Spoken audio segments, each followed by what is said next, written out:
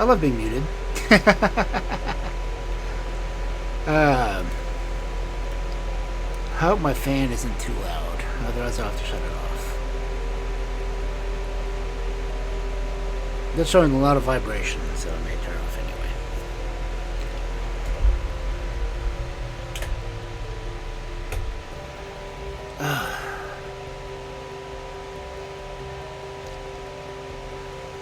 Thank you, Turtle. And, yeah, I do the 9-ad run at the beginning of it just so I can get it out of the way. Yes, more mysteries.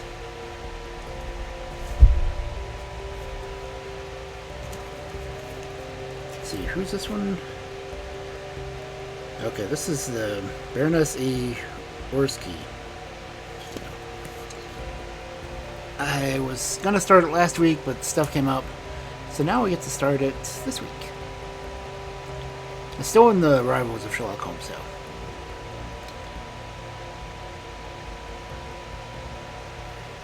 Yeah.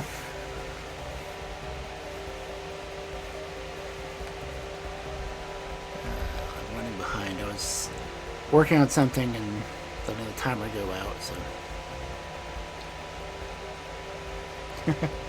What were you reading?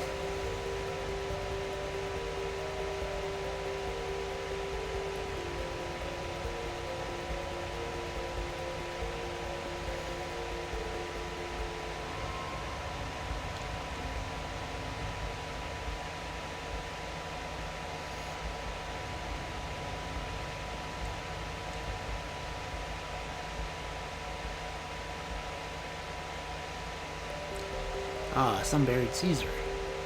You never did say if you wanted me to go by and get that copy of Black Mountain.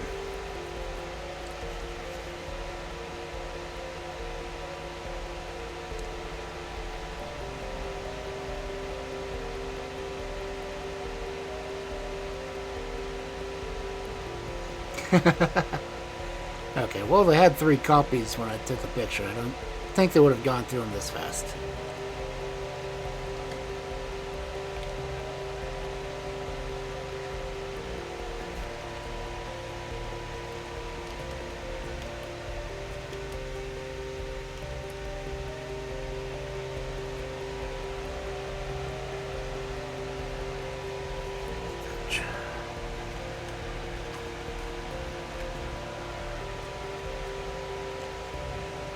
Switch over the setting.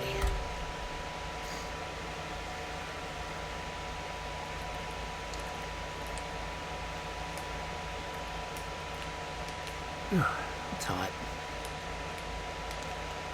I think we got to 105 here today.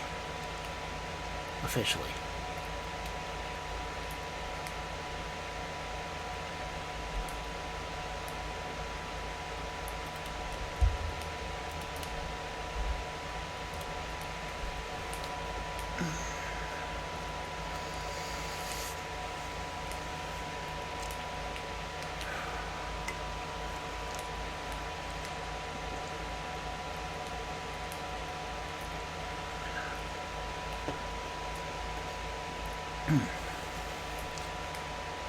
That's 9:10.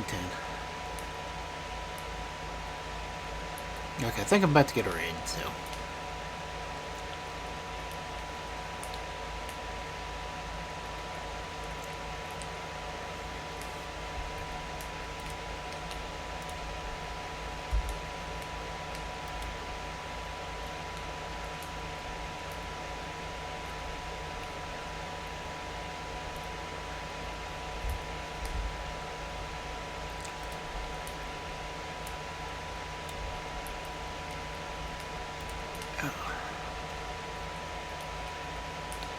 Hey, Oni.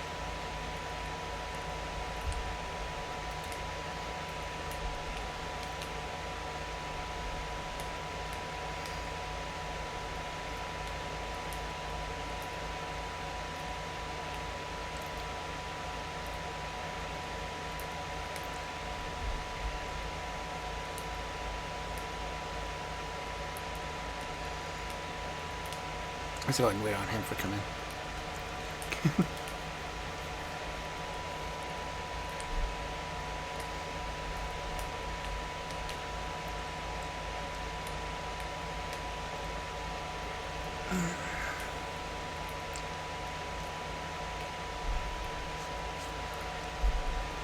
Yeah, this is...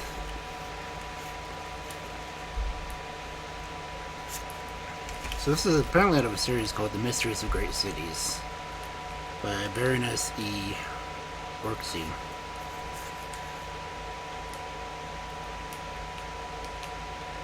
I like the fact it actually starts with a dramatis personae.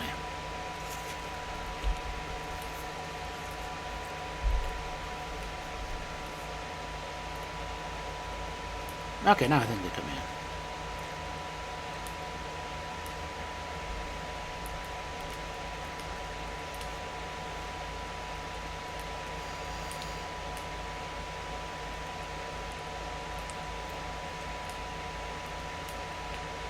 There he is. Hi, Oni.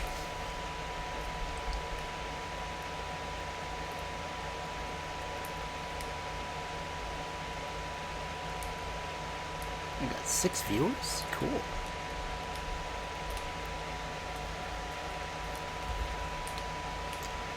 Hi, Sharon. I don't say Sharon, it's Karen.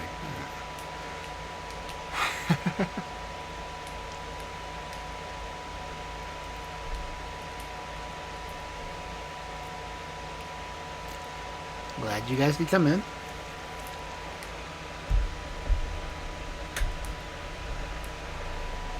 Oh, valley of plenty, oh, valley of plenty.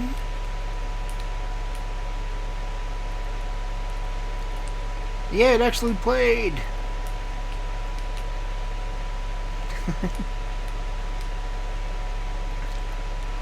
So I figured out that Sound Alerts only wants to work if I have OBS on the top window.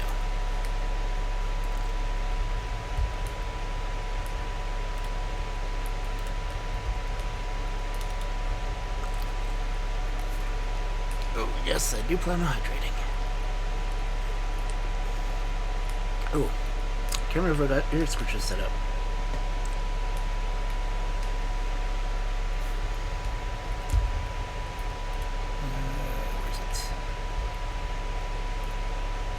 It is not connected. How dare it? Yes, allow.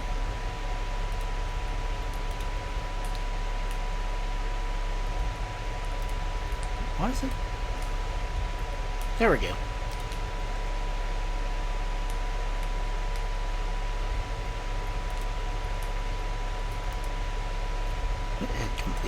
shut off.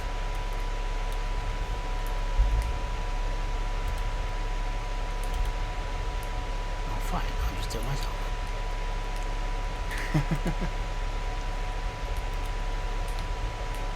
There we go.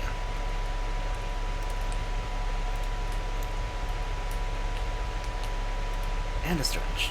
Okay.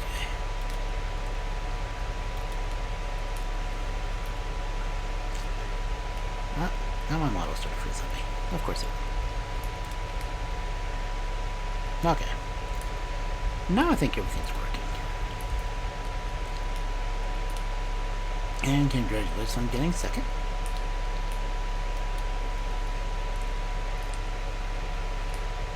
So now I guess everyone's here. Feel free to sit back, get a drink. And I don't know. Does my fan sound louder than it should?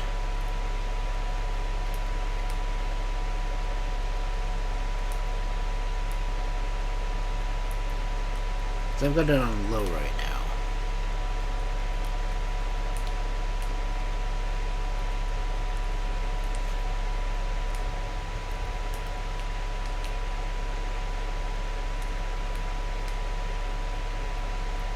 It's just registering slightly louder than my fireplace sounded like.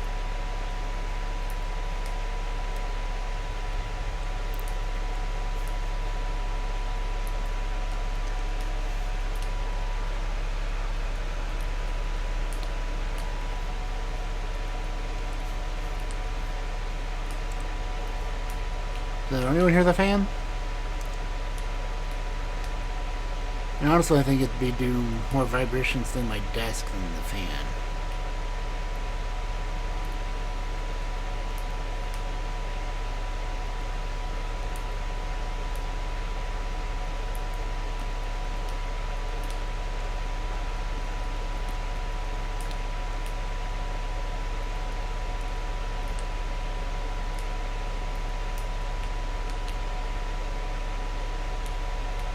So I'm guessing it doesn't bother anyone?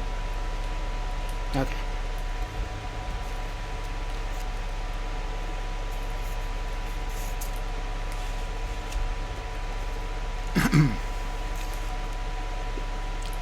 But anyway, tonight in our Rivals of Sherlock Holmes, we have The Mysteries of Great Cities by Baroness E. Orczy.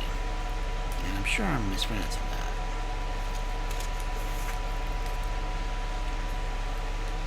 And the first story is The Glasgow Mystery.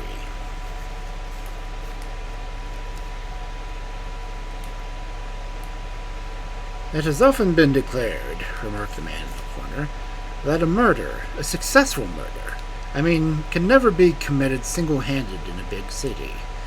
And that, on the other hand, once a murder is committed by more than one person, one of the accomplices is sure to betray the other. And that is the reason why comparatively so few crimes remain undetected. Now, I must be quite agree with the latter theory. It was some few weeks after my first introduction to the man in the corner, and the inevitable bit of string he always played with unraveling his mysteries, and some time before he recounted to me his grim version of the tragedy of Percy Street, which I have already retold in the Royal. Now, I had made it hard and fast rule whenever he made an assertion of that kind to disagree with it. The invariability irritated him, but became comically excited, producing his bit of string and starting off at rattling speed, after a few rude remarks directed at lady journalists in general, and myself in particular, one time of his madly bewildering true cock-and-bull stories. "What about the Glasgow murder, then?" I remarked skeptically. "Ah, the Glasgow murder," he repeated. "Yes, what about the Glasgow murder? I see you are one of those people who, like the police, believe that Yardley was an accomplice to the murder, and you will soon continue to hope. And as soon as they do, sooner or later, and the other man, Upton, will meet to divide the spoils and throw themselves into the expectant arms of the Glasgow police. Do you mean to tell me that you don't think Yardley had anything to do with that murder? What does it matter what a humble amateur like myself thinks of that or any other case? Pshaw! He added, breaking his bit of string between his bony fingers in his comical excitement. Why, think a moment how simple is the whole thing. There was Miss Carmichael, the widow of the medical officer, young, good-looking, and fairly well-off, who, for the sake of company, more than the actual profit-making, rents one of the fine houses in Combine Crescent with a view to taking in paying guests. Her house is beautifully furnished. I told you she is fairly well-off, but she has no difficulty in getting boarders. The house is soon full. At the time of which I'm speaking, she had 10 or 11 guests, mostly men out of business all day, also a married couple, an officer's widow with her daughter, and 2 journalists. At first she kept 4 female servants. Then one day there was a complaint among the gentlemen boarders that their boots were insufficiently polished, and their clothes were sketchily brushed. Chief among these complaints was Mr. Yardley, a young man who wrote verses for magazines, called himself a poet, and in consequence indulged in sundry eccentric habits which furnished food for gossip both in the kitchen and in the drawing room over coffee cups. As I said before, it was he who was loudest in his complaint on the subject of his boots. It was he, again, who, when Miss Carmichael expressed herself willing to do anything to please her boarders, recommended her a quiet, respectable man named Upton to come in for a couple of hours daily, clean boots, knives, windows, and whatnots, and make himself generally useful. I believe that is a technical expression.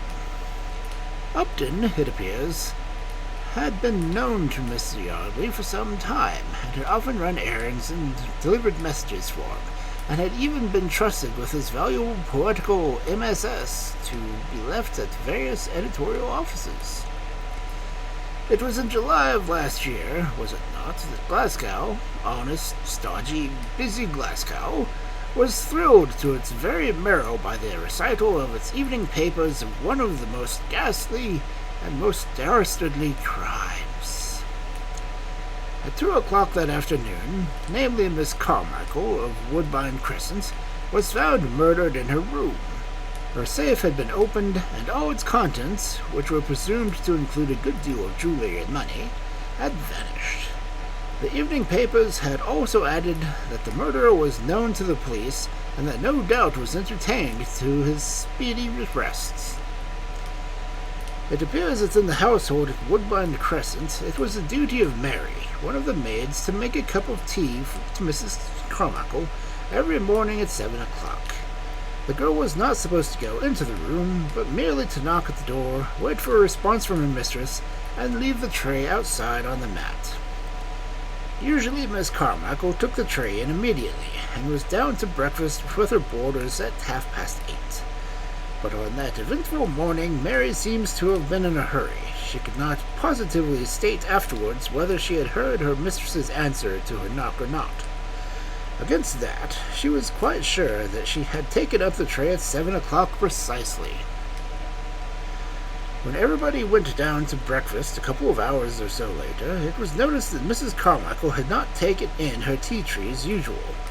A few anxious comments were made as to the genial hostess being unwell, and then the matter was dropped. The servants did not seem to have been really anxious about their mistress during the morning. Mary, who had been in the house for 2 years, said that once before Mrs. Carmichael had stayed in bed with a bad headache until 1 o'clock. However, when the lunch hour came and went, Mrs. Tyrrell, one of the older lady boarders, became alarmed. She went up to the hostess's door and knocked on it loudly and repeatedly, but received no reply. The door, mind you, was locked or bolted, presumably, of course, from the inside. After a consultation with her fellow boarders, Mrs. Tyrrell at last, feeling that something must be very wrong, took it upon herself to call the police. Constable Ray came in, and he too knocked and called, shook the door, and finally burst it open. "It is not for me," continued the man in the corner, "to give you a description of the room as it appeared before the horrible eyes of the constable, the servants, the lady boarders. That lies more within your province than it is in mine. Suffice it to say that the unfortunate lady lay in her bed with her throat cut. No key or bolt was found in the inside of the door. The murderer, therefore, having accomplished his ghastly deed, must have locked his victim in and probably taken the key away with him. Hardly had the terrible discovery been made than Emma the cook, half hysterical with fear and horror, rushed up to Constable Ray, clutching him wildly by the arm, and whispered under her breath, Upton, he did it, I know. My poor mistress. He cut her throat with a foul carver this morning. I saw it in his hand. It is him, Constable." "Where is he?" asked the constable temporarily. "See that no one leaves the house. Who has seen this man?" But neither the constable, nor anyone else for that matter, was much surprised to find that on searching the house throughout, the man Upton had disappeared. Part 2. At first, of course, the case seemed simply itself. No doubt existed, either in the public mind or in that of the police, as to Upton being the author of the grim and horrible tragedy. The only difficulty so far was the fact that Upton had managed not only to get away on the day of the murder, but had also contrived to evade the rigorous search instituted throughout the city after him by the police. A search, I assure you, in which many an amateur detective readily joined. The inquest had been put off for a day or two in the hope that Upton might be found before it occurred. However, 3 days had now elapsed, and it could be not to be put off any longer. Little did the public expect the sensational developments which the case suddenly began to announce. The medical evidence revealed nothing new. On the contrary, it added to its usual quota of vague indifferences, which so often helps to puzzle the police.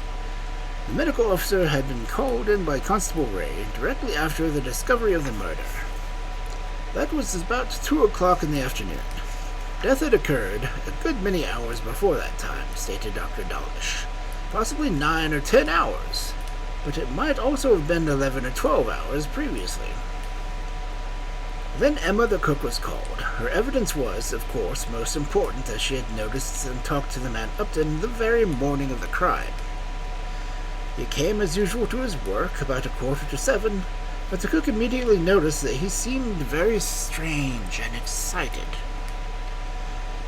"What do you mean by strange?" asked the coroner. "Well, it was strange of him, sir, to start first thing in the morning cleaning knives when we had as many knives as we wanted to clean for breakfast." "Yes, he started cleaning knives. Then what did he do?" "Oh, he turned and turned in their knife machines so that I told him that he would be turning all the edges. Then he suddenly took up a file carver and said to me, 'This file carver is awfully blunt. There is a steel.' I says to him, 'And the sideboard, of course, in the dining room.' And he goes off to the file carver in his hand, and this is the last I ever saw of the carver and of Upton himself." "Have you known Upton long?" asked the coroner. "No, sir, he had only been in the house 2 days. Mr. Yardley gave him a character, and the mistress took him on it, to clean boots and knives. His hours were 6:30 to 10, and he used to turn up about 6:45. He seemed obliging and willing, but not much up to his work, and he didn't say much. But I hadn't seen him so funny except that morning when the poor Mrs. was murdered." "Is this the carver you speak of?" asked the coroner, directing a constable to show one of he's held in his hand of the witness. With renewed historical weeping, Emma identified the carver as the one she had last seen in Upton's hand. It appears that Detective Murdoch had found the knife together with the key of Miss Carmichael's bedroom door under the hall mat. Sensational, wasn't it? laughed the man in the corner. All in the style of the penny novelettes. Sensational, but not very mysterious. Then Mrs. Tyrrell had to be examined, and it was she who had been first alarmed about Miss Carmichael, and had taken it upon herself to call in the police.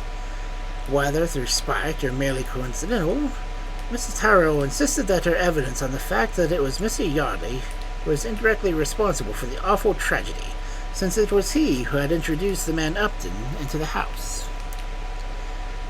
The coroner felt more interested. He thought he would like to put a few questions to Mr. Yardley. Now, Mr. Yardley, when called up, did not certainly look prepossessing, and from the most first persons present were prejudiced against him. He was, as I think I said before, a rara avis, a successful poet. He wore dainty scraps of magazines and weekly journals.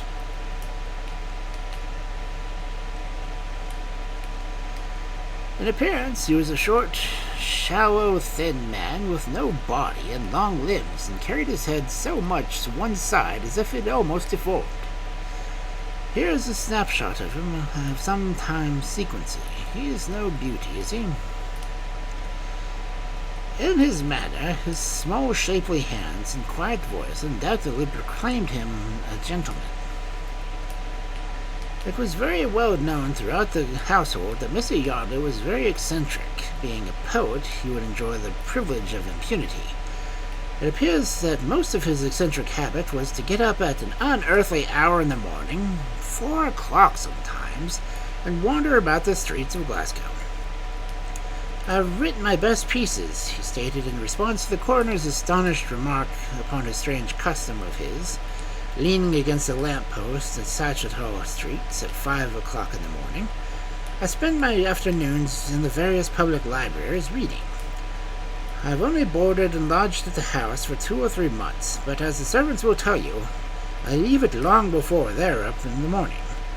I'm never in to breakfast or luncheon, but always in for dinner.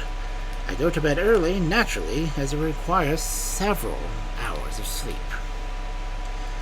Mr. Yardley was then very closely questioned as to his knowledge of the man Upton. "I first met the man," replied Mr. Yardley, "about a year ago.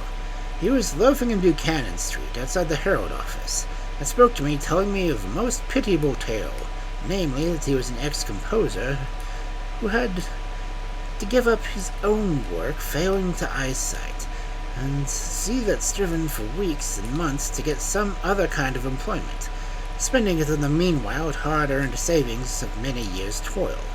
That he had come to his last shilling but 2 days ago, and had been reduced to begging, not for money, but for some kind of job, anything to earn an honest few coins."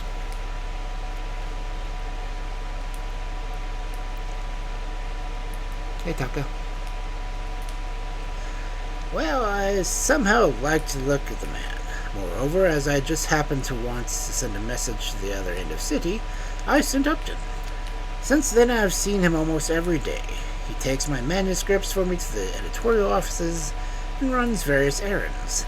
I recommended him to 1 or 2 of my friends, and they have always found him honest and sober. He has eked out a very meager livelihood in this way, and when Miss Carmichael thought of having a man in the house to do odd jobs, I thought I should be doing a kind of act of recommended Upton to her. Little did I dream when that terrible consequences of such an act would bring it in its trail. I can only account for a man's awful crime by thinking that perhaps his mind had become suddenly unhinged." All this seemed plain and straightforward enough. Mr. Yardley spoke quietly, without the slightest nervousness or agitation. The coroner and jury both pressed him with questions upon the subject of Upton, but his attitude remained equally self-possessed throughout. Perhaps he felt, after somewhat severe cross-examination on the part of the coroner, who prided himself on his talent in that direction, that a certain amount of doubt might lurk in the minds of the jury, and consequently the public. Be that as it may, he certainly begged that 2 or 3 of the servants might have recalled in order to enable them to state definitely that he was out of the house as usual when they came downstairs in the morning. One of the housemaids recalled fully corroborated the statement. Mr. Yardley's room, she said, was on the ground floor next to the dining room. She went into the room about 6:30, turned down the bed, and began tidying it up gingerly. There was only one other witness of any importance to examine, one other boarder, Mr. James Lucas, a young journalist employed by the editorial staff of the Glasgow Banner. The reason why he had been called specifically was because he was well known to be one of the privileged guests of the house, and had been more intimate with the deceased than any of the other boarders. The privilege, it appears, chiefly consisted in being admitted to coffee and possibly whiskey and soda after the dinner, in Mrs. Carmichael's special private sitting room. Moreover, there was a generally accepted theory among some of the other boarders that Mr. James Lucas entertained certain secret hopes with regard of his amiable hostess, and that, but for the fact that he was several years her junior, she might have encouraged these hopes. Now, Mr. James Lucas was the exact opposite of Mr. Yardley, the poet. Tall, fair, athletic, his appearance would certainly prepossess anyone in his favor. He seemed very much upset, and recounted as much, evidently genuine feeling. His last interview of the unfortunate lady, the evening before the murder. I spent about an hour with Miss Carmichael in her sitting room, he concluded, and parted with her about 10 o'clock. I then went to my club, where I stayed pretty late, until closing time, in fact. After that I went out for a stroll, and it was 2:15 by my watch when I came in. I let myself in with my latchkey. It was pitch dark in the outer hall, and I was groping for my candle when I heard a sound of a door opening and shutting in one of the floors above, directly after someone coming down the stairs. As you might have seen yourself, the hallway is divided from the inner one by a glass door, which on this occasion stood open. In the inner hall there was a faint glimmer of light, which worked its way down from the skylight in one of the railings. And by this glimmer I saw Mr. Yardley descending the stairs, cross the hall, and go into his room. I did not see, and I did not speak. An extraordinary, almost breathless hush had descended over all those assembled, and the coroner sat with his chin buried in his hand, his eyes resting searchingly on the witness who had just spoken. The jury had not uttered a sound. At last, the coroner inquired, "Is the jury to understand, Mr. Lucas, that you can positively swear that at 2:15 in the morning, or 3 you saw Mr. Yardley come down the stairs from one of the floors above and go into his own room, which is on the ground floor?" "Positively." That was enough. Mr. Lucas was dismissed and Mr. Yardley was recalled. As he once more stood in the corner, his curious one-sided stoop, his swollenness and length of limbs seemed even more marked than before. Perhaps he was a shade or two paler, but certainly neither his hands nor his voice trembled in the slightest degree. Questioned by the coroner, he replied, "Mr. Lucas is often mistaken. I thought our names I was in bed asleep."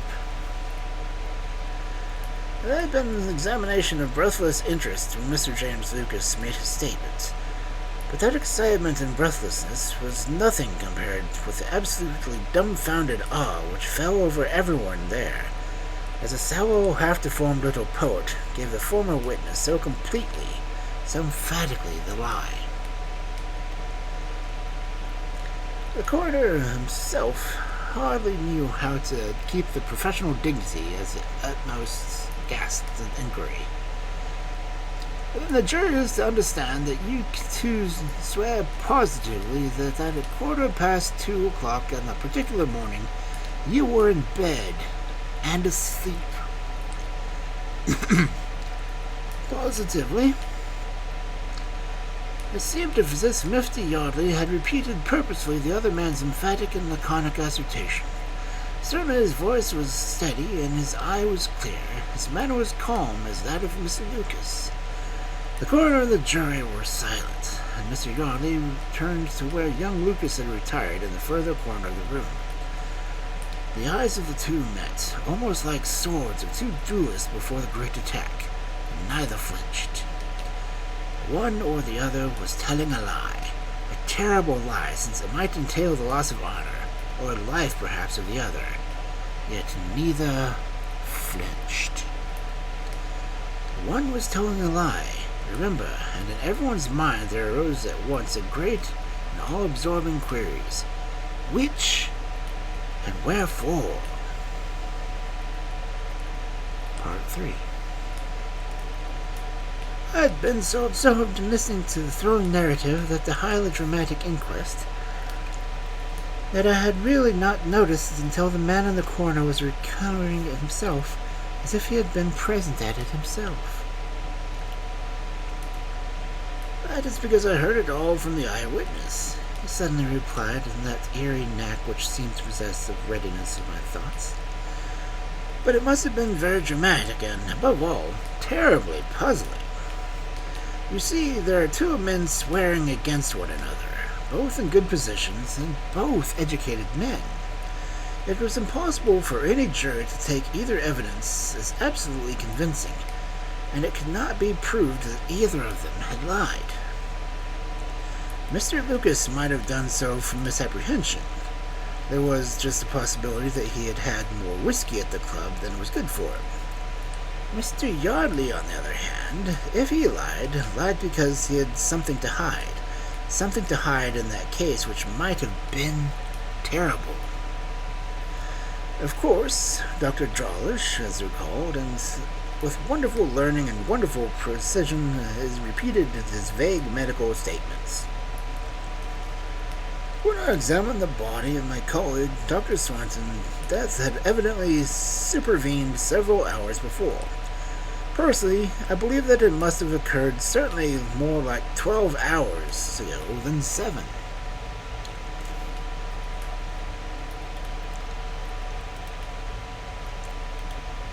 I guilty. More than that he could not say. After all, medical science has its limits. Then Emma the cook was called again. There was an important point which, oddly enough, had been overlooked up to this moment. The question, namely, of the doormat under which the knife, which, by the way, was blood-stained, and also the key of Miss Carmichael's bedroom door was found. Emma, however, could make a very clear and very definite examination of the point. She had cleaned the hall and shaken the mats 6:30 that morning. At that hour the housemaid was making Mr. Yardley's bed. He had left the house already. There was certainly neither key nor knife under the mats then. The balance of evidence, which perhaps, for one brief moment, had inclined, ever so slightly, against Mr. Yardley, returned its heavy weights against the man Upton. Of course, there was practically nothing to implicate Mr. Yardley seriously. The coroner made a resume of the case before his judge, worthy of a judge on the High Court.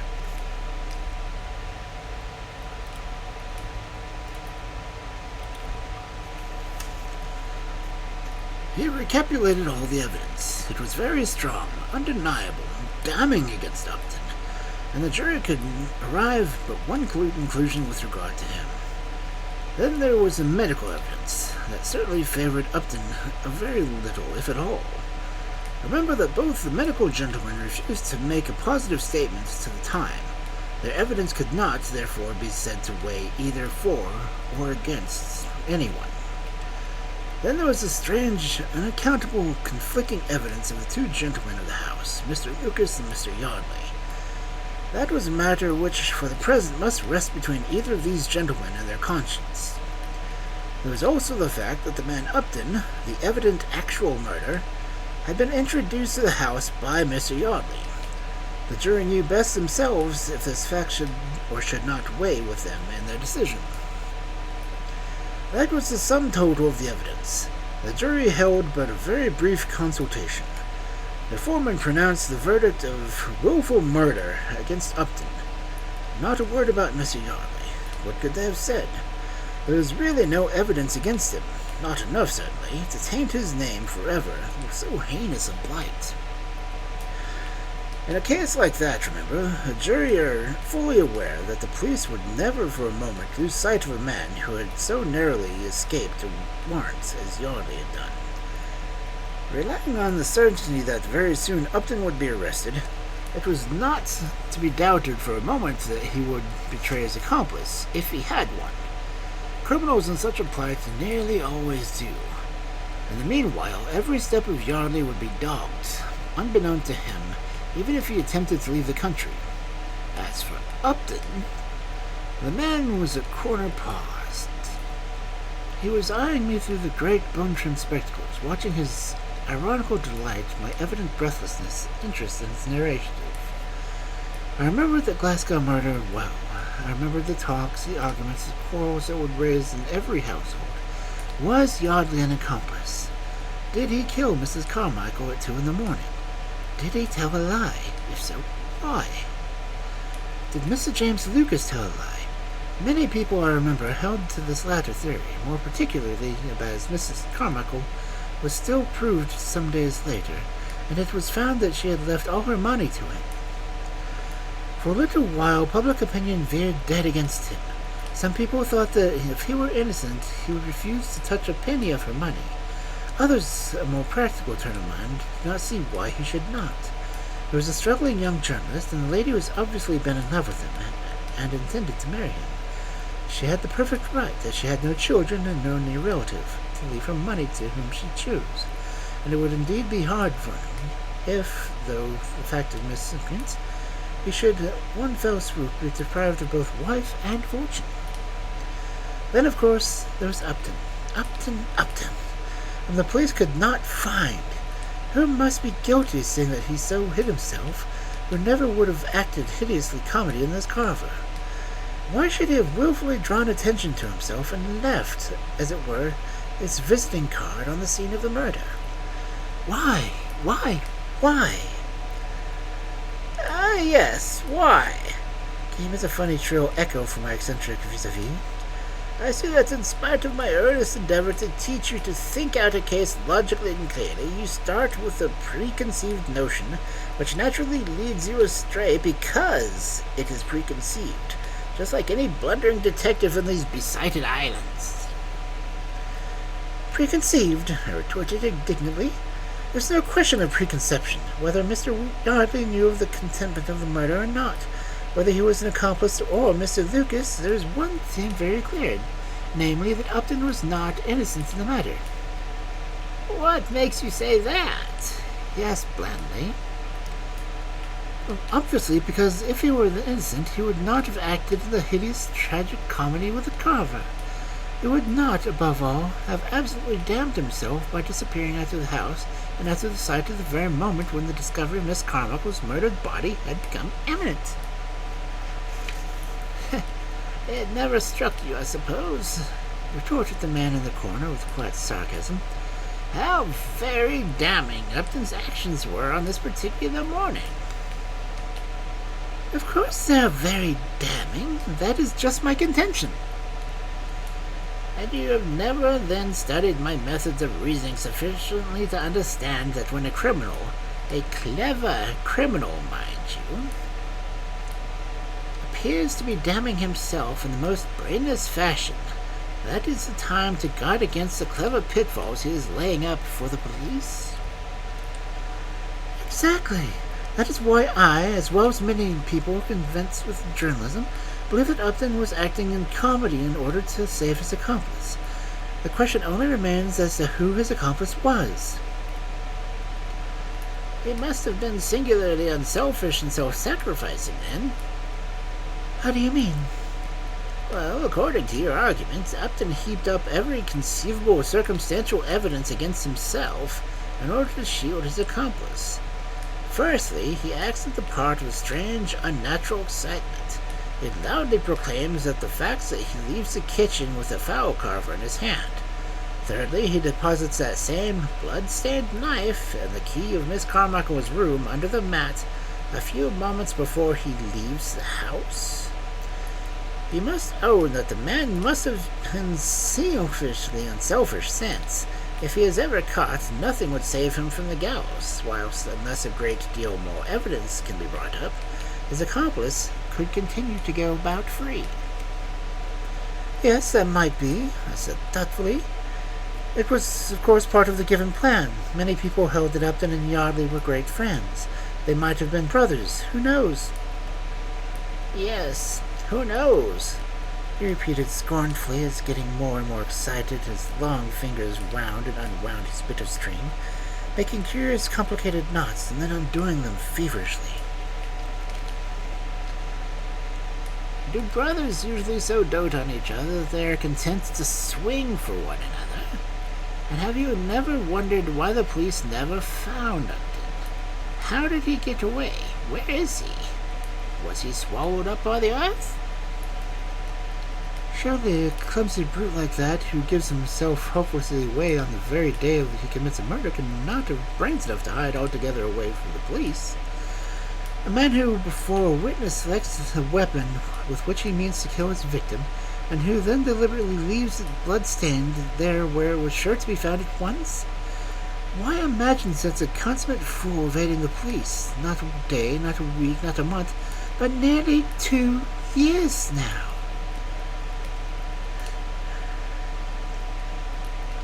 Which means, altogether, why such a fool as you, the public and the police have branded him, would have fallen into a trap within 24 hours of his attempt to evasion, whereas a man who has planned and accomplished the murder was a genius before he became a blackguard.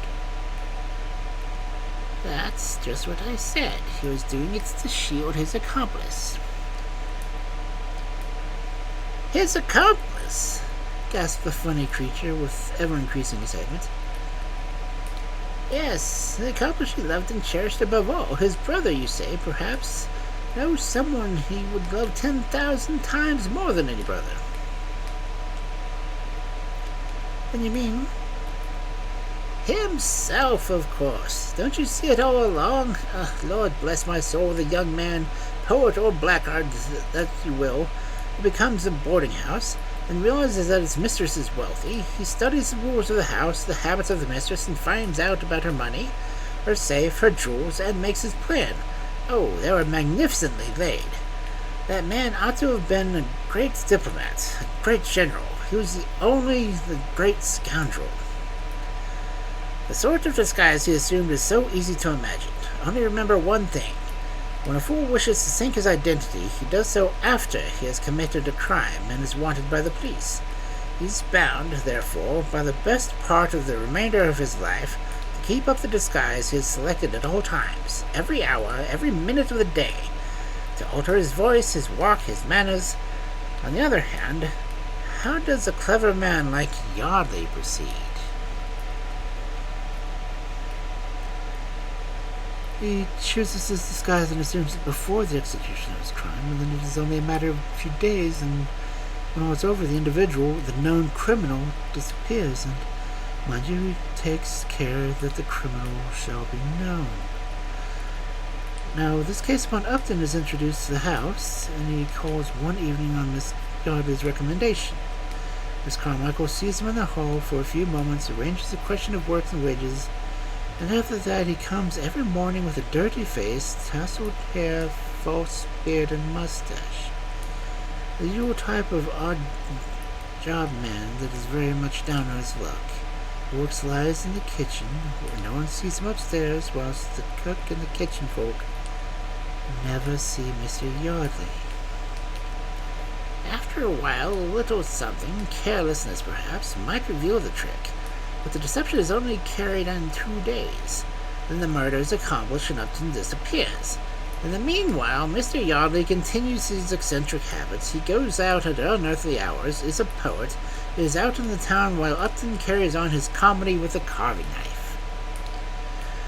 He knows that there is never will be any evidence against him as Yardley, and he has taken every care that he should be against Upton all. Hopeless, complete, absolute, and damning. Then he believes the police to the hunt for Upton. He lies low for a time. After a while he will go abroad. I dare say he has already done so. A drawer in Vienna, perhaps, or perhaps St. Petersburg. We'll buy some loose stones on him, and the stones he has picked out of Miss Carmichael's brooches and rings. The gold he will melt down and sell, and he notes any cash in any foreign watering place without a single question being asked of him. English banknotes find a very ready market abroad, and no questions asked. After that, he will come back to his friends in Glasgow, write the dainty bits of poetry in magazines, the only difference being that he will write them at more reasonable hours, and during all the time, the police will hunt for Upton. It was very clever, was it not? You have his photo. I gave it to you just now. Clever looking, isn't he? As Upton, he wore a black beard and dyed his hair very black. It must have been great trouble every morning, mustn't it?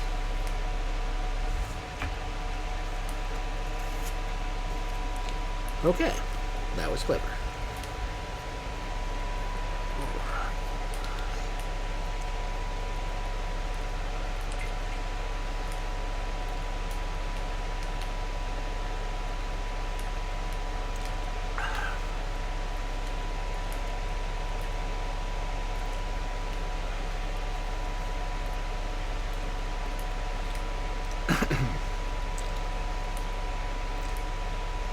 So, setting yourself up as a second person, making sure everyone thinks that second person is the one you killed, and then that other person just completely vanishes. Not a bad plan. Not a bad plan.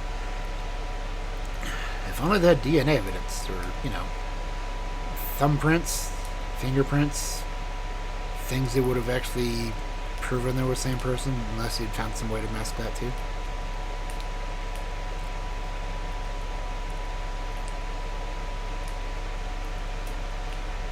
What do you think? Get the feeling answer to the start here pretty soon. So, I'm going to go ahead and go to Be Right Back. Definitely hide a little bit more. And run some ads. See you in a bit.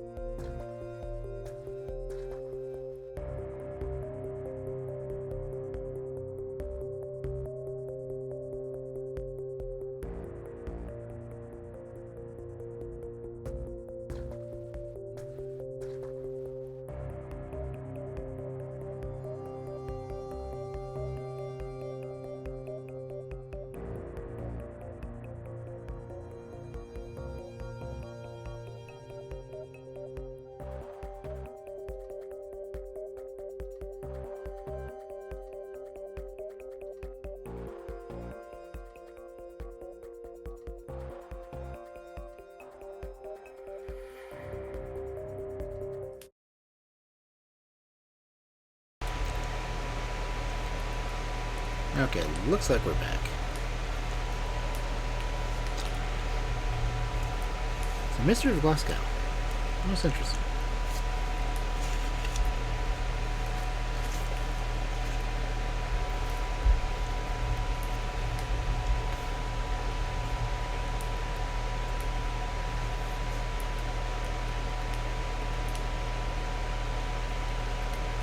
Okay, so read a little bit more on how these stories are set up. Most of it is being narrated by a man who owns the shop. And a female journalist is there recording his stories, basically. Which will hopefully make it a lot easier for me to figure out which voices to do. So the old man was more like this. Right? Right. Okay.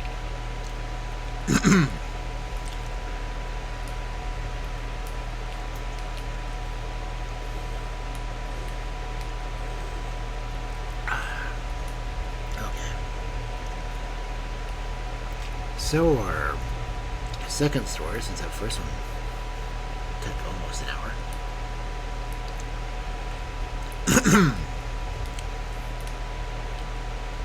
The New York Mystery.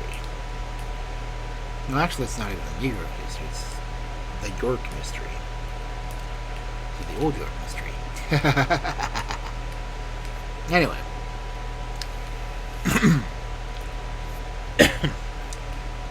The York Mystery. The man in the corner looked quite cheerful this morning. It had 2 glasses of milk, and had even gone to the extravagance of an extra cheesecake.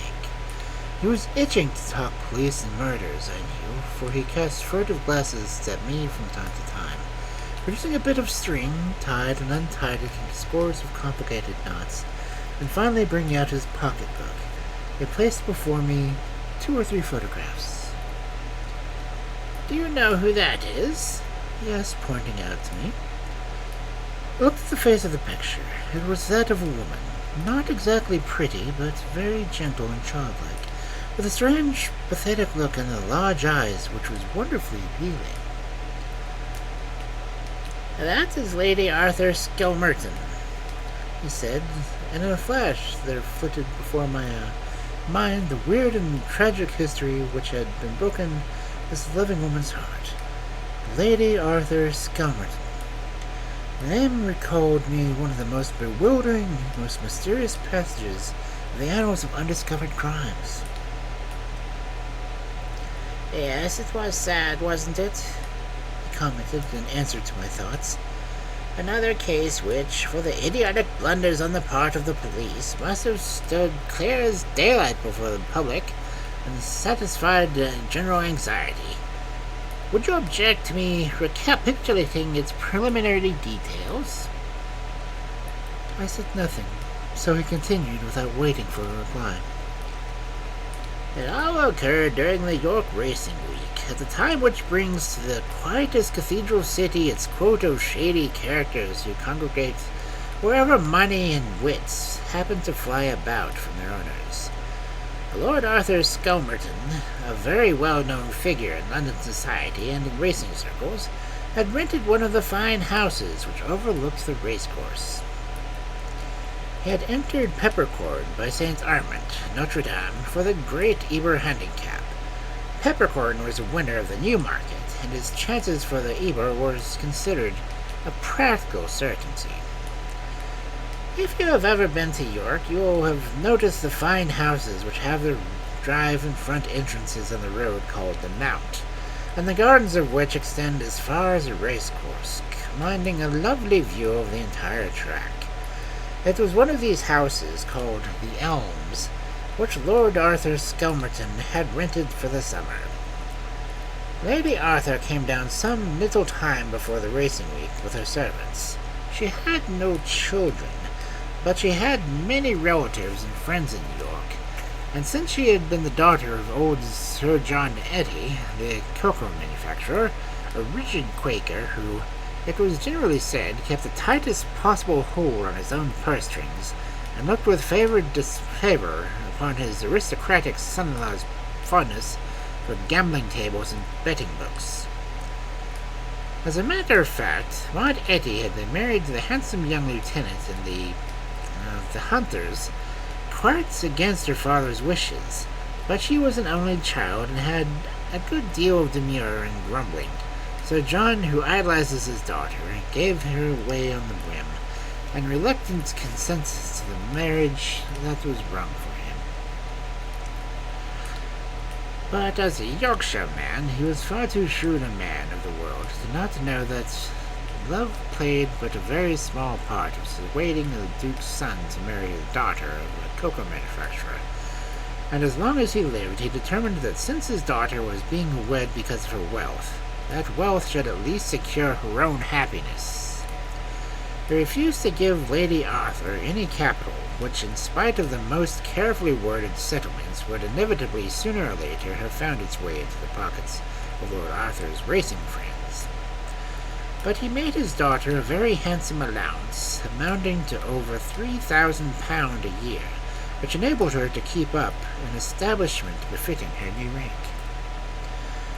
A great many of these facts, intimate enough as they are, leaked out, you see, during the period of the intense excitement which followed the murder of Charles Lavender, and when the public eye was fixed searchingly upon Lord Arthur Skelmerton, probing the inner details of his idle, useless life. It soon became the matter of common gossip that poor little Lady Arthur continued to worship her handsome husband in spite of his obvious neglect, and not having as yet presented him with an heir. She settled herself down to a life of a humble apology for her plebeian existence, atoning to it by condoning all his faults and forgiving all his vices, even to the extent of cloaking them before the prying eyes of Sir John, who was persuaded to look upon his son-in-law as a paragon of all domestic virtues and a perfect model of a husband. Among Lord Arthur Skelmerton's many expensive tastes, there was certainly that for horseflesh and cards. After some successful betting at the beginning of his married life, he had long started a racing stable, which it was generally believed, as he was very lucky, was a regular source of income to him. Peppercorn, however, after his brilliant performances at Newmarket, did not continue to fill his master's expectations. His collapse at York was attributed to the hardness of the course and to various other causes, but its immediate effect was to put Lord Arthur Skelmerton in what is popularly called a tight place, for he had backed his horse for all he was worth, and must have stood to lose considerably over £5,000 that one day.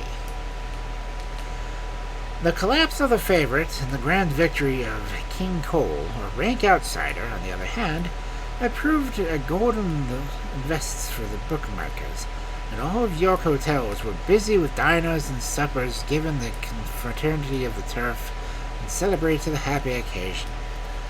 The next day was Friday, one of the few important racing events which, after the brilliant and shady throng which had flocked to the venerable city for the week, would fly to more congenial climes, and leave it, with its fine old minster and its ancient walls, as sleepy and quiet as before.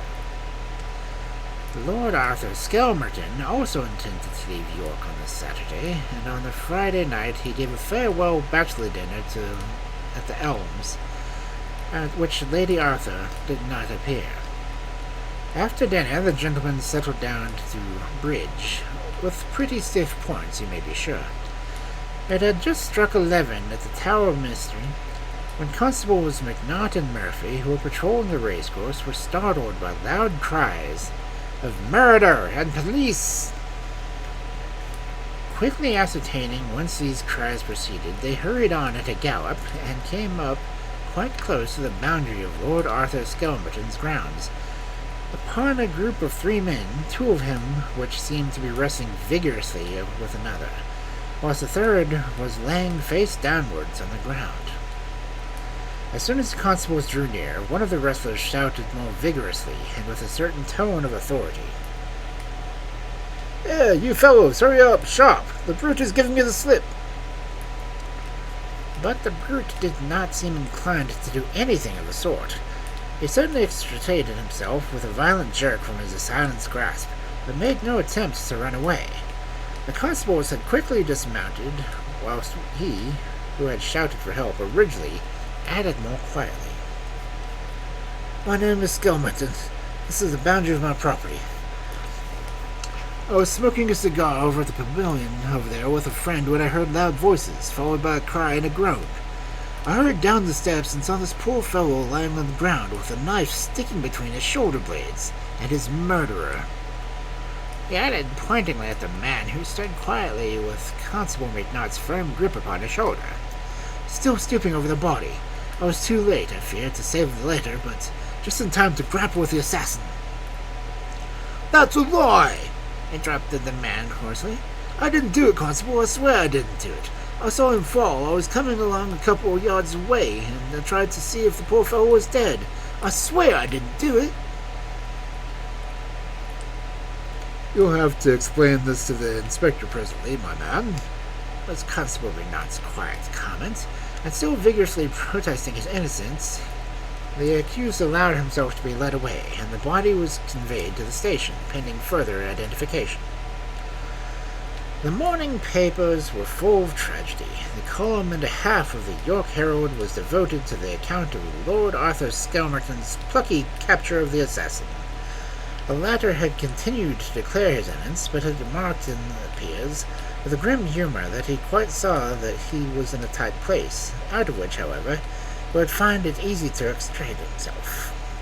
He had stated to the police that the deceased's name was Charles Lavender, a well-known bookmaker, which fact was soon verified, for many of the murdered man's pals were still in the city. So far as the most publishing of the paper reporters had been unable to glean further information from the police. No one doubted, however, but that the man in charge who gave his name was George Higgins, that he killed the bookmaker for purposes of robbery.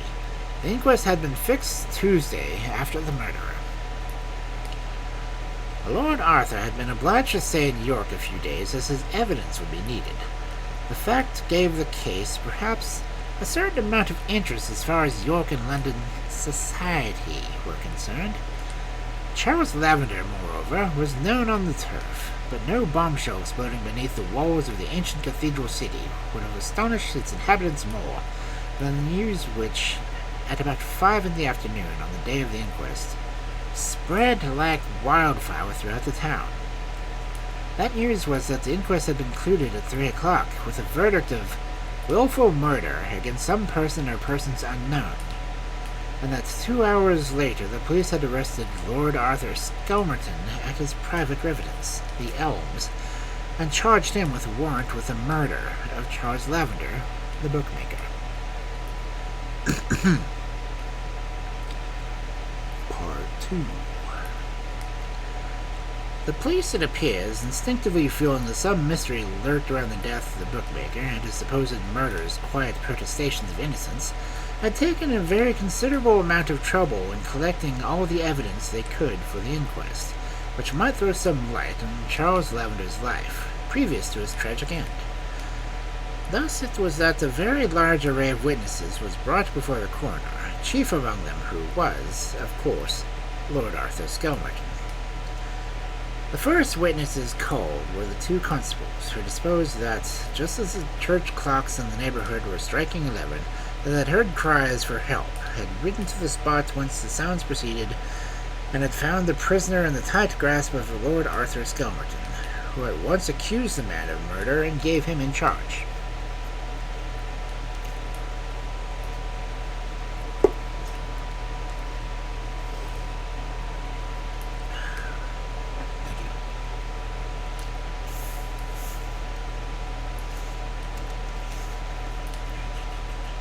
Both constables gave the same version of the incident, and both were positive as to the time when it occurred. Medical evidence went to prove that the deceased had been stabbed from behind, between the shoulder blades, whilst he was walking, that the wound was inflicted by a large hunting knife, which was produced and which had been left sticking in the ground.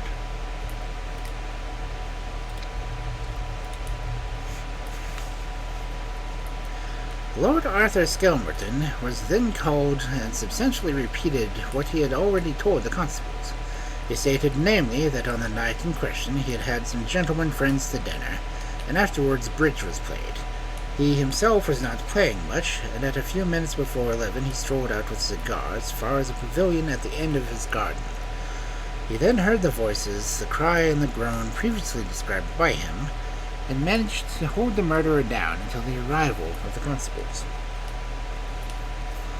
At this point, the police proposed to call witnesses, James Terry by name and the bookmaker by profession, who had been chiefly instrumental in identifying the deceased, a pal of his. It was his evidence which first introduced the element of sensation into the case, which culminated in the wildly exciting arrest of the Duke's son upon a capital charge. It appears that on the evening after the murder, Terry and Lavender were in the bar of the Black Swan Hotel having drinks. "I'd done pretty well over Peppercorn's fiasco," he explained, but poor old Lavender was very much down in the dumps. He had held on only a few small bets against his favorite, and the rest of the day he had been pulling for him. I asked him if he had any bets on the owner of Peppercorn, and he told me that he held only one for less than £500. I laughed and said that it was held for £5,000. It would make no difference. As far as from what I'd heard of the other fellows, Lord Arthur Skelmerton must be in past stumps. Lavender seemed particularly put out by this, and swore that he could get that £500 out of Lord Arthur, if no one else got another penny from him. "It's the only money I've made today," he says to me. "I means to get it." "He won't," I says. "I will," he says. "You'll have to look pretty sharp about it then," I says, "for everyone will be wanting to get something. First come, first served." "Oh, he'll serve me right enough, never mind you," says Lavender to me with a laugh. "If he don't pay up willingly, I've got that up my pocket that will make him sit up and open my lady's eyes to Sir John Etton's too about their precious noble lord." Then he seemed to think he'd gone too far and wouldn't say anything more about the affair. I saw him on the course the other day and asked him if he had gotten his £500. He said, "No, but I'll sure get it today." Lord Arthur Skelmerton, after having given his own evidence, had left the court. It was therefore impossible to know how he would have taken this account, which threw so serious a light upon the association with a dead man, of which he himself had said nothing. Nothing could shake James Terry's account of the facts he had placed before the jury, and when the police informed the coroner of what they proposed to take George Higgins himself in a witness box, as his evidence would prove, if it were, the complete and corollary of Terry, the jury was very eagerly and assented. If James Terry, the bookmaker, should loud, florid, vulgar, was an unprepossessing individual, certainly George Higgins, who was still under the accusation of murder, was 10,000 times more so.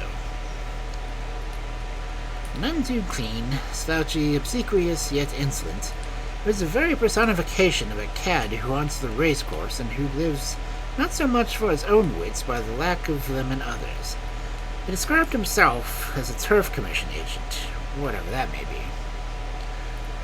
He stated that about 6 o'clock on Friday afternoon, when the racecourse was still full of people, all hurrying after his excitement, he himself happened to be standing close to the hedge which bounds the boundary of Lord Arthur Skelmerton's grounds. "There is a pavilion there at the end of the garden," he explained, on slightly elevated ground, and he could hear and see a group of ladies and gentlemen having tea. Some steps led down a little to the left of the garden, on the course, and presently he noticed that at the bottom of these steps was Lord Arthur Skelmerton and Charles Lavender standing talking together. He knew both gentlemen by sight, but he could not see them very well, as they were both partly hidden by the hedge. He was quite sure that the gentleman had not seen him, and he could not help overhearing some of the conversation.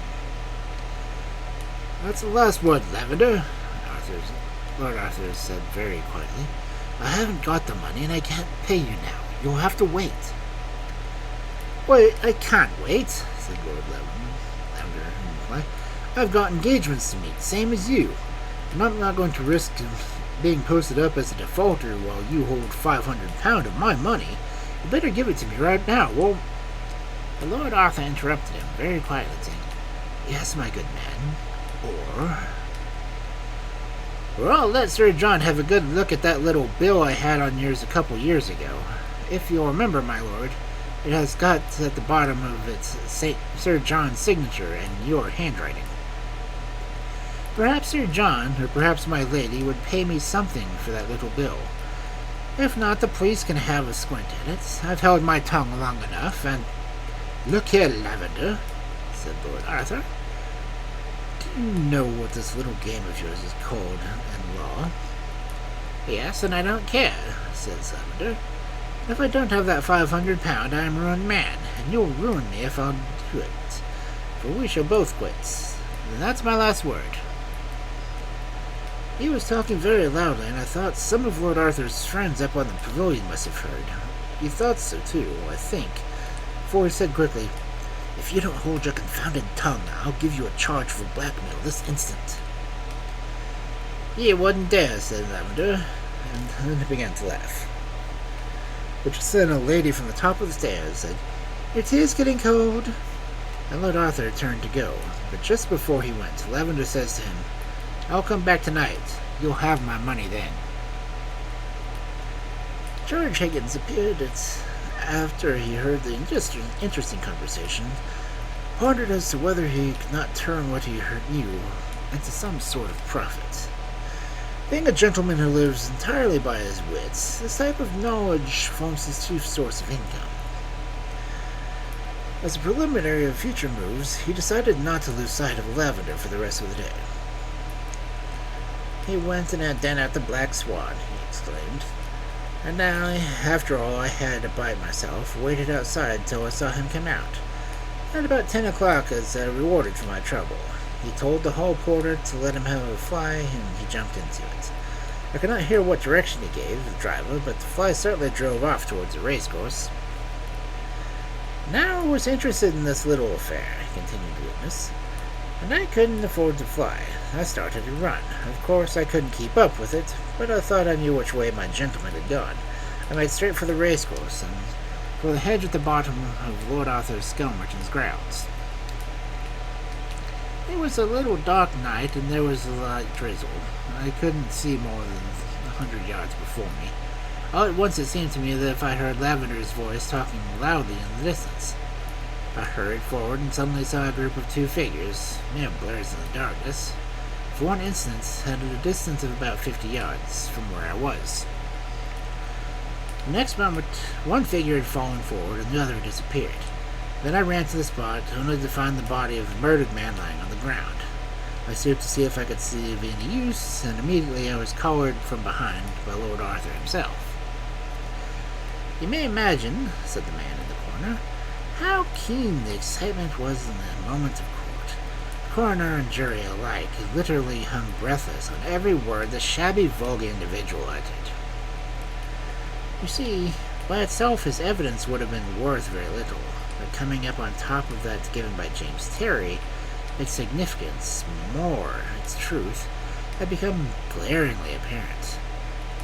Closely cross-examined, he adhered strictly to his statements, and having finished his evidence, George Higgins remained in charge of the constables, and the next witness of importance was called up.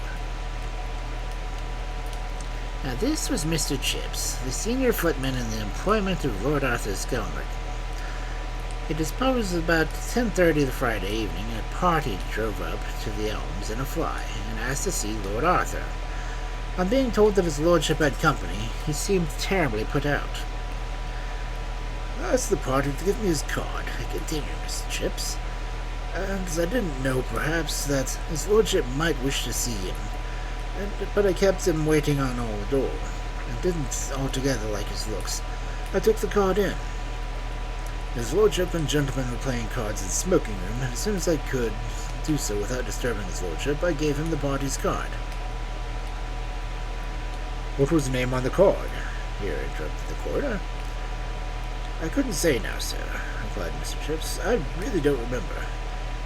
It was a name I had never seen before, but I see so many visiting cards one day, and then the other, his lordship's. All I can remember is his names. And then after a few minutes of waiting, he gave the lordship his card. What happened then? His lordship didn't seem at all pleased, said Mr. Chips with much guarded dignity. But finally he said, "Show him into the library, Chips, I'll see him."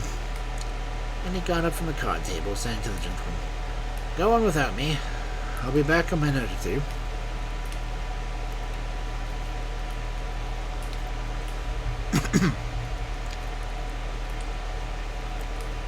Hey, Joseph.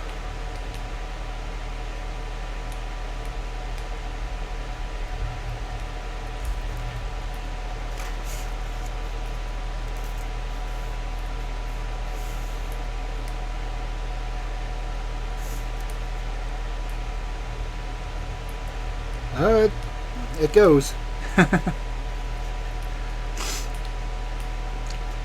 This is actually a female author right now. It's been interesting stories.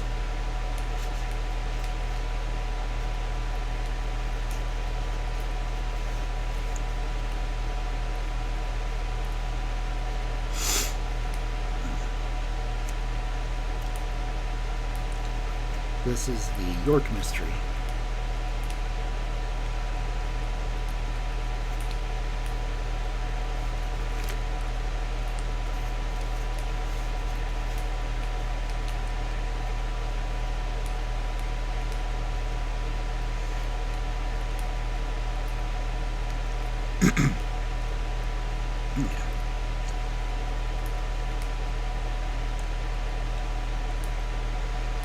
I was about to open the door for his lordship when my lady came into the room. Then his lordship suddenly changed his mind, and said to me, "Tell the man I'm busy and I can't see him." And he sat down again at the card table. I went back to the hall and told the party his lordship wouldn't see him. He said, "Oh, it doesn't matter," and went away quite like. "Do you recollect all the time that was?" asked one of the jury.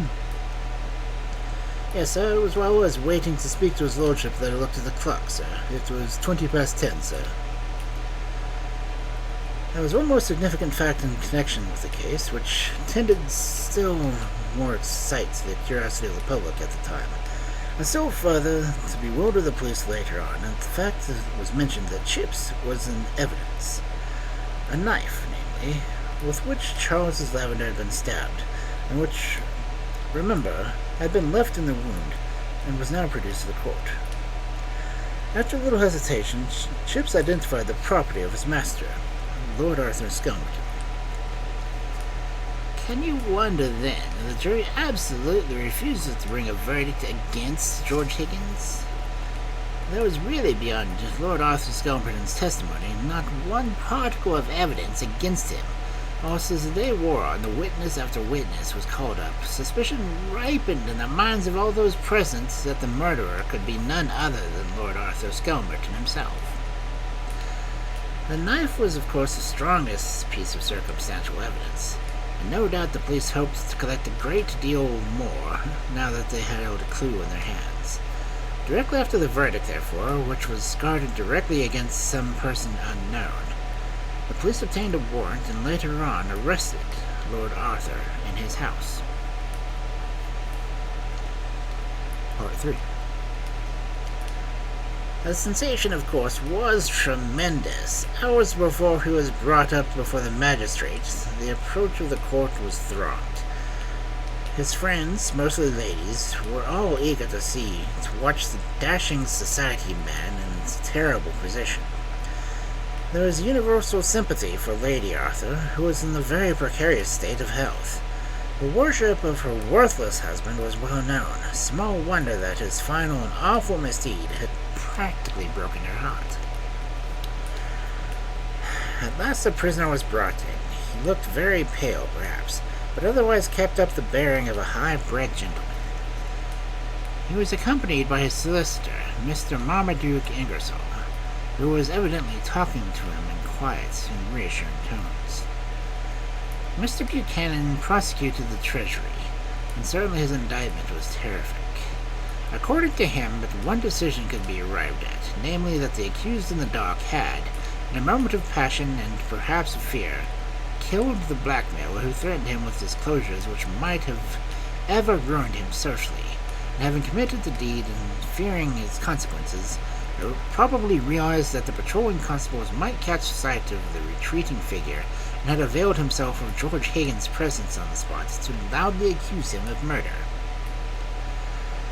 Having concluded his speech, Mr. Buchanan called his witness, and the evidence, which on the second hearing seemed more damning than ever, was all gone through again. Sir Marmaduke had no question to ask of the witness for the prosecution. He stared at them placidly through his gold-rimmed spectacles. Then he was ready to call for his own defense. Colonel Mackintosh, R.A., was the first. He was present at the bachelor's party given by Lord Arthur the night of the murder. His evidence tended at first to be corroborate that of Chips, the footman, with regard of Lord Arthur's orders to show the visitor into the library, and his counter-order as soon as his wife came into the salon. "Do you think it strange, Colonel," asked Mr. Buchanan, "that Lord Arthur should so suddenly change his mind seeing his visitor?" "Well, not exactly strange," said the Colonel, a fine, manly, soldierly figure who looked curiously out of his element in the witness box. "I don't think that it was a very rare occurrence for racing men to have certain acquaintances whom they would not wish their wives to know anything about." "Then did it not strike you that Lord Arthur Skelmerton had some reason for not wishing his wife to know of the particular visitor's presence in his home?" "I don't think that I gave the matter a slightest serious consideration," was the Colonel's grand reply. Mr. Buchanan did not press the point, and allowed the witness to conclude his statements. "I'd finished my turn at bridge," he said, "and went out into the garden to smoke a cigar.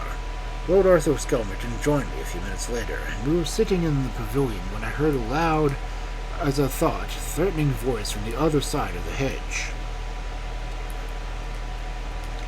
I did not catch the words, but Lord Arthur said to me, 'There seems to be a road out there. I'll go and have a look and see what it is.' I tried to dissuade him, and certainly made no attempts to follow him, but not more than half a minute could have elapsed when I heard a cry and a groan. Then Lord Arthur's footsteps hurrying down the wooden stairs which led to the race course. You may imagine," said the man in the corner, "what severe cross-examination the gallant colonel had to undergo in order to his assertions might come to be shaken by the prosecution. But with military precision and frigid calm he repeated his important statements amidst the general silence, through which you could have heard the proverbial pin. He had heard an alarming and threatening voice while sitting with Lord Arthur Skelmerton. Then the cry came and a groan, then after that, Lord Arthur steps down the stairs. He thought he was following to see what had happened, but it was a very dark night and he did not know the grounds very well. While trying to find his way to the garden, he heard the steps of Lord Arthur's cry for help, and the tramp of the patrolling constable's horses, and subsequently the whole scene between Lord Arthur and the man Higgins and the constables. When he finally found his way to the stairs, Lord Arthur was returning in order to send the groom for police assistance. The witness stuck to his points as he had stuck to his guns at Beckfountain a year ago. Nothing could shake him, and Sir Marmaduke looked triumphant across the opposing colleague. With the gallant colonel's statements, the evidence of the prosecution certainly began to collapse. You see, there was not a particle of evidence to show that the accused had met and spoken to the deceased after the latter's visit to the front door of the Elms.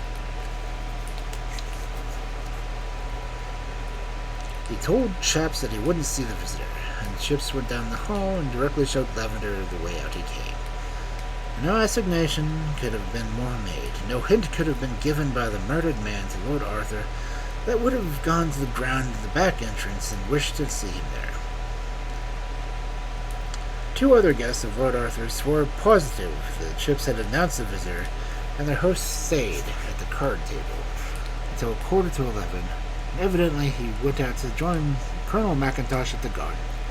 Sir Marmaduke's speech was clever in the extreme. Bit by bit, he demolished the Tower of Strength, the case against the accused, basing his defense entirely upon the evidence of Lord Arthur Skelmerton's guests that night. Until 10:45, Lord Arthur was playing cards. A quarter of an hour later, the police were on the scene, and the murder had been committed. In the meanwhile, Colonel McIntosh's evidence proved conclusively that the accused had been sitting with him, smoking a cigar. It was obviously therefore clear as daylight, concluded the great lawyer, that his client was entitled to a full discharge. Nay, more, he thought that the police should have been more careful before harrowing up a public feeling by arresting a high-born gentleman on such insufficient evidence as they had brought forward. The question of the knife remained certainly, but Sir Marmaduke passed over it with guarded eloquence, placing that strange question in the category of those inexplicable coincidences which tend to puzzle the ablest detectives and cause them to commit such unpardonable blunders as the present one had been. After all, the footman may have made mistakes. The pattern of the knife was not an exclusive one, and he, on behalf of his client, flatly denied that it had ever belonged to him. Well, continued the man in the corner, with a particular chuckle to him in moments of excitement, the noble prisoner was discharged. Perhaps it would have been invidious to say that he left the court without a stain on his character, for I dare say you know from experience that a crime known as the York Mystery has never been satisfied clearly. Many people shook their heads dubiously when they remembered that, after all, Charles Lavender was killed with a knife which one witness had sworn belonged to Lord Arthur. Others again reverted to the original theory that George Higgins was a murderer, and that he and James Terry had concocted the story of Lavender's attempt at blackmail on Lord Arthur, and that the murder had been committed for the sole purpose of robbery. Be that as it may, the police have not been able to collect sufficient evidence against Higgins or Terry, and the crime has been classed by press and public alike in the category of so-called impenetrable mysteries.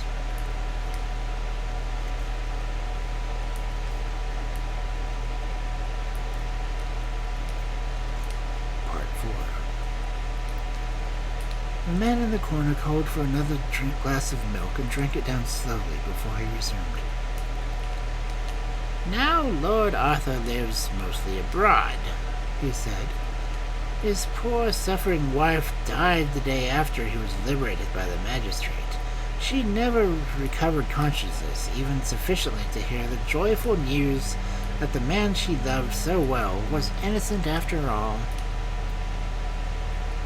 Mystery, he added as the answer to my own thoughts. The murder of that man was never a mystery to me.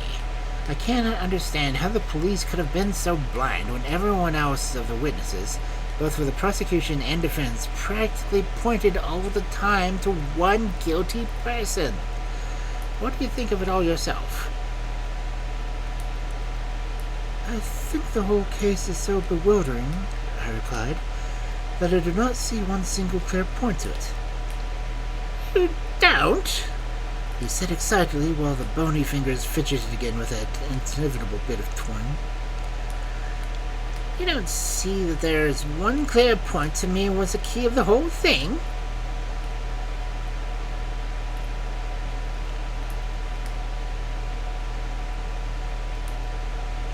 Lavender was murdered, wasn't he? Lord Arthur did not kill him. He had enlisted Colonel McIntosh and an impeccable witness to prove that he could not have committed the murder, and yet, he added with a slow, excited emphasis, marking the sentence with a knot, and yet he deliberately tries to throw the guilt upon a man who obviously was innocent. Now why? He may have thought him guilty. Or wished to shield or cover the retreat of the one he knew to be guilty. I don't understand. Think of someone, he said excitedly. Someone whose desire would be as great as that of Lord Arthur to silence a scandal around the gentleman's name. Someone who, unknown perhaps to Lord Arthur, had overheard the same conversation which George Higgins related to the police and the magistrate. Someone who, whilst Chips was taking Lavender's card to his master, had a few minutes' time going to make an assassination with Lavender, promising him money, no doubt, in exchange for the compromising bills. Surely, you don't mean... I gasped. Point number 1, he interrupted quietly. Utterly missed by the police, George Higgins in his deposition stated that at the most animated stage of Lavender's conversation with Lord Arthur, and when the bookmaker's tone of voice became loud and threatening, a voice from the top of the steps interrupted the conversation, saying, "Your tea is getting cold." "Yes, but," I argued. Wait a moment, for there is point number 2.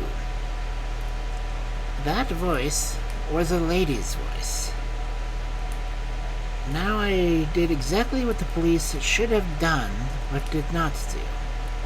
I went to have a look at the racecourse side at those garden steps, which to my mind are such important factors in the discovery of the crime. I found about only a dozen rather low steps. Anyone standing on the top must have heard the very word Charles Lavender uttered the moment he raised his voice. Even then... Very well, you grant that, he said excitedly. Then there was a great, all-important point which, oddly enough, the prosecution never for a moment took into consideration. When Chips, the footman, first told Lavender that Lord Arthur could not see the bookmaker, was terribly put out. Chips then goes to speak to his master. A few moments elapse, and then the footman once again tells Lavender that his lordship won't see him. The latter says very well, and seems to treat the matter with complete indifference.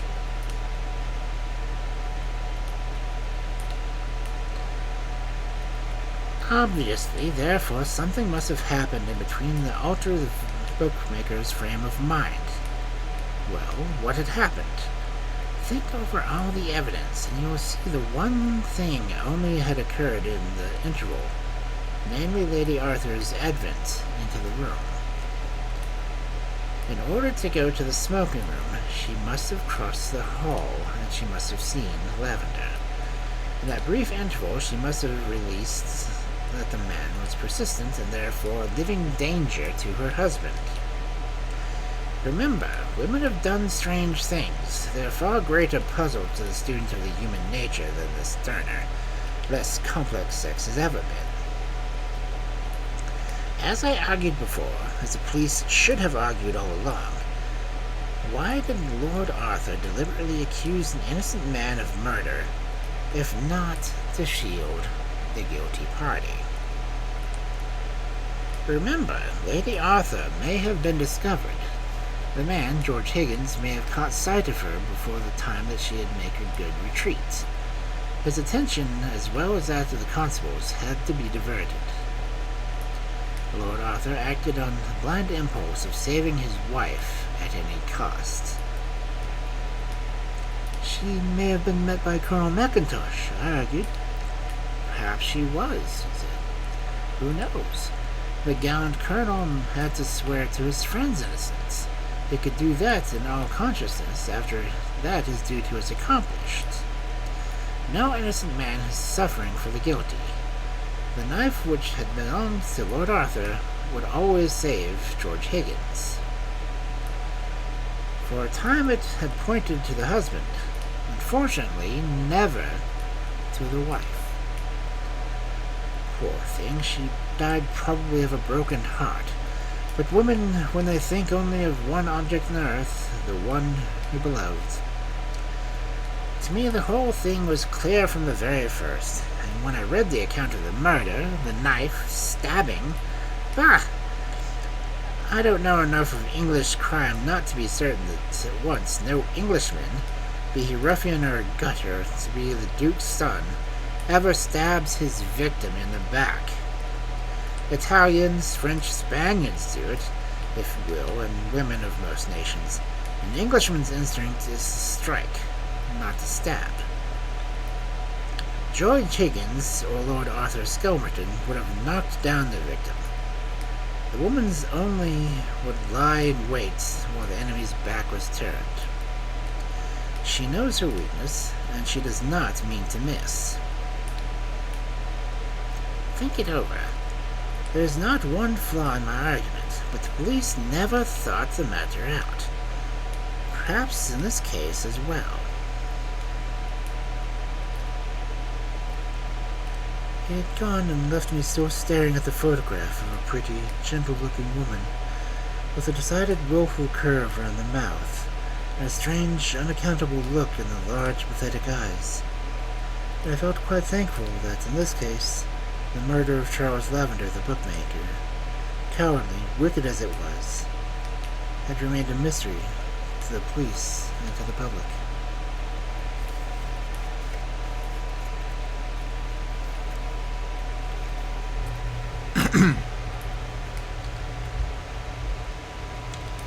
Well, the police really should have looked into things.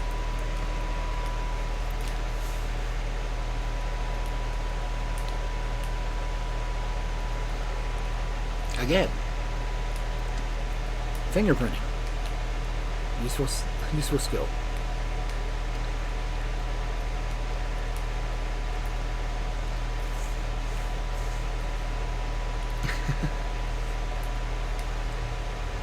I would have expected the timid wife that he acted that he didn't want to be involved was the one who did it.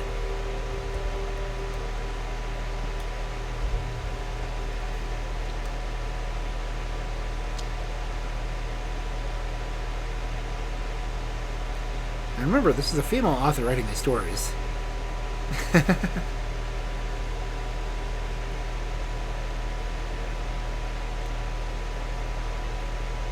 What the heck is that? Okay. So yeah, that was Streamloops apparently announcing its presence.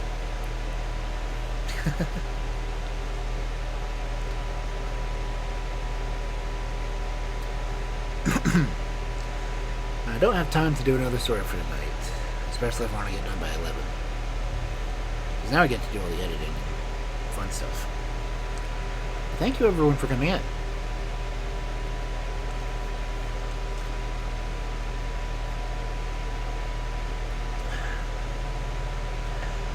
Now let's see who's on that we can rate.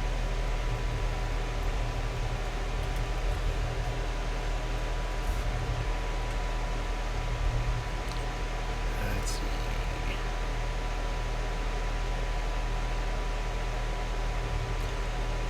You know what? I've never gotten to rate Sophia. So let's rate her.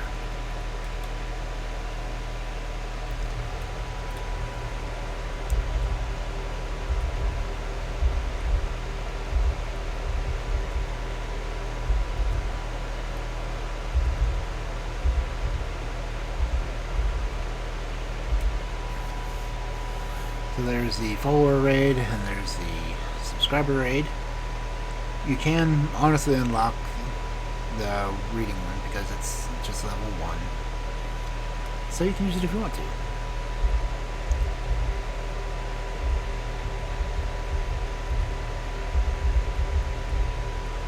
So I will go ahead and say goodnight to everyone. Thank you all for coming in. Thank you for the raids.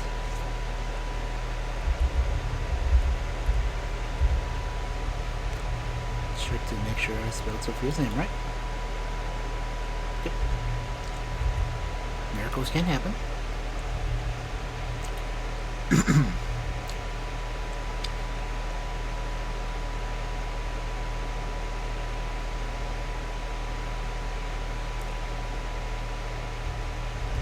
And I will see you all soon. Thank you, Oni.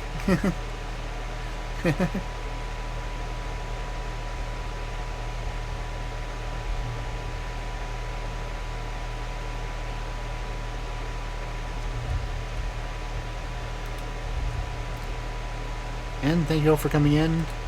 And I hope you all have a great night.